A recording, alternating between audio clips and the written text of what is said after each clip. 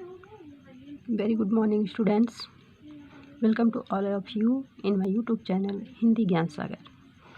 दोस्तों, पिछले वीडियो में हम रस के अवयव, उसके सभी प्रकारों का परिभाषा, उदाहरण, उससे संबंधित क्वेश्चन पेपर हम हल कर चुके हैं। आज हम पढ़ेंगे हिंदी साहित्य का काल विभाजन। कैसे काल विभाजन हुआ, कौन कौन से हैं, उनका समय सीमा क्या है, उनसे रिलेटेड कवि क्या है, उनका नामकरण क्या है, ऐसे क्वेश्चन हम पढ़ते हैं। तो आइए शुरू करते हैं। हिंदी साहित्य का काल विभाजन। आचार्य रामचंद्र शुक्ल ने हिंदी साहित्य को 4 भागों में वर्गीकृत किया है। किसने? रामचंद्र शुक्ल ने हिंदी साहित्य को कितने भागों में? 4 भागों में वर्गीकृत किया। पहला है आपका आदिकाल, दूसरा भक्तिकाल, तीसरा रीतिकाल, चौथा आधुनिक काल। आदिकाल की समय सीमा है 1050 से 1350। भक्तिकाल है 1350 से 1650। रीतिकाल है 1650 से 1850 और आधुनिक काल है 1850 से अब तक। अब देखिए हिंदी साहित्य का काल विभाजन। पहला आपका आदिकाल, भक्तिकाल, रीतिकाल, आधुनिक काल। ऊपर मैंने समय सीमा बता दिया था। समय सीमा पेपर में पूछे जाते हैं। आदिकाल का समय सीमा क्या है, रीतिकाल का समय सीमा क्या है, या ईस्वी दे दिया 1350 से 1650 में कौन सा काल था, तो ऐसे प्रश्न पूछे जाते हैं। तो आदिकाल, भक्तिकाल, रीतिकाल, आधुनिक काल। अब हम देखते हैं इनको बांटा कैसे गया। आदिकाल को किसी भागों में नहीं बांटा गया, ये स्वच्छंद है, अकेला है। लेकिन भक्तिकाल को बांटा गया। भक्तिकाल को पहले 2 भागों में बांटा गया, सगुण भक्ति शाखा, निर्गुण भक्ति शाखा। पहला सगुण, निर्गुण। सगुण में ईश्वर के साकार रूप की आराधना की जाती है, निर्गुण में निराकार ईश्वर की आराधना की जाती है। फिर सगुण भक्ति शाखा को 2 भागों में बांटा गया, राम भक्ति शाखा, कृष्ण भक्ति शाखा। राम भक्ति शाखा में राम को इष्ट मानकर रचना की गई, कृष्ण भक्ति शाखा में कृष्ण को इष्ट माना गया। फिर ये सगुण हो गया। निर्गुण को भी 2 भागों में बांटा गया, ज्ञान मार्गी शाखा, प्रेम मार्गी शाखा। निर्गुण को भी 2 भागों में, ज्ञान मार्गी, प्रेम मार्गी, इतने वर्गीकृत हुए। फिर तीसरा रीतिकाल को 3 भागों में बांटा गया, रीतिबद्ध, रीति मुक्त, रीति सिद्ध। रीतिकाल को 3 भागों में बांटा गया, रीतिबद्ध, रीति मुक्त, रीति सिद्ध।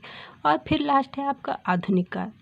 आधुनिक काल को बांटा गया आपका 1, 2, 3, 4, 5, कहीं कहीं 6 भी दिखाता है, तो मुख्य 5 है। भारतेंदु युग, द्विवेदी युग, शुक्ल युग, शुक्लोत्तर युग, स्वातंत्र्योत्तर युग। जहाँ 6 बांटा गया है तो भारतेंदु युग से पहले वहाँ पर पूर्व भारतेंदु युग है। तो भारतेंदु युग, द्विवेदी युग, शुक्ल युग, शुक्लोत्तर युग, स्वातंत्र्योत्तर युग। शुक्ल युग को छायावादी युग भी कहा जाता है और शुक्लोत्तर युग को छायावादोत्तर युग। तो शुक्ल युग को छायावादी युग, शुक्लोत्तर युग को छायावादोत्तर युग। अब हम आते हैं आदिकाल को विभिन्न कवियों, लेखकों, रचनाकारों ने विभिन्न प्रकार के नाम दिए। कई नाम से आदिकाल को जाना जाता है, तो यहाँ पे कन्फ्यूजन होता है। हजारी प्रसाद द्विवेदी ने इसे आदिकाल का नाम दिया। आचार्य हजार प्रसाद द्विवेदी ने इस काल को आदिकाल कहा। चारण काल कहा राम कुमार वर्मा ने। आदिकाल ही है, आदिकाल का ही नाम चारण काल दिया राम कुमार वर्मा ने। बीजक काल दिया महावीर प्रसाद द्विवेदी ने। वीर गाथा काल नाम दिया रामचंद्र शुक्ल ने। और सिद्ध सामंत काल नाम दिया राहुल शंकर त्यायन ने। आदिकाल का ही ये सारे नाम हैं। विभिन्न कवियों ने विभिन्न प्रकार के नाम दिए इसको। फिर आदिकाल के प्रमुख कवि, इनके सबके आदिकाल, चारण काल, बीजक काल, वीरगाथा काल, सिद्ध सामंत काल, ये सारे एक ही काल हैं, आदिकाल के ही सबका नाम है। तो आदिकाल के प्रमुख कवि कौन है? अमीर खुसरो। इनका क्या है? गजल, मुकरी। अमीर खुसरो खड़ी बोली के पहले कवि थे, जिन्होंने खड़ी बोली में रचना की। ये अमीर खुसरो हिंदी साहित्य के पहले कवि थे। दूसरा है आपका चंद्रवरदाई। ये क्या है? वीरगाथा काल के सर्वश्रेष्ठ कवि थे। इनकी रचना है पृथ्वीराज रासो। चंद्रवरदाई किसकी रचना है? चंद्रवरदाई की रचना है आपकी पृथ्वीराज रासो, हिंद की वीरगाथा काल के सर्वश्रेष्ठ कवि। और ये जो है आपका पृथ्वीराज रासो पहला महाकाव्य, हिंदी साहित्य का पहला महाकाव्य है ये। फिर है आपका तीसरा कवि है नरपति नाल, बीसल देवरासो।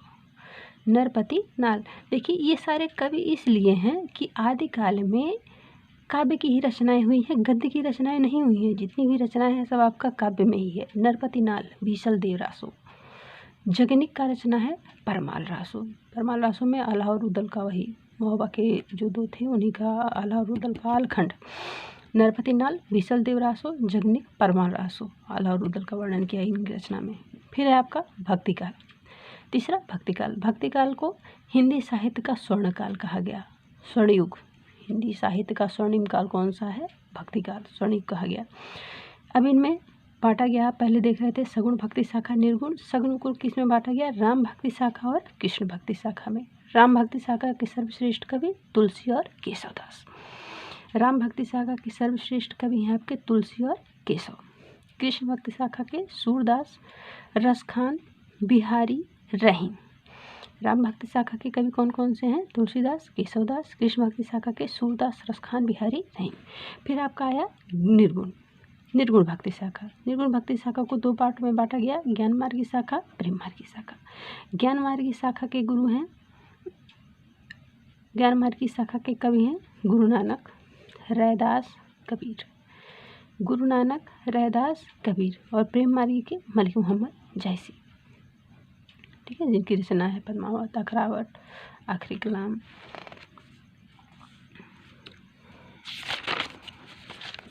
और लास्ट है आपका रीतिकाल।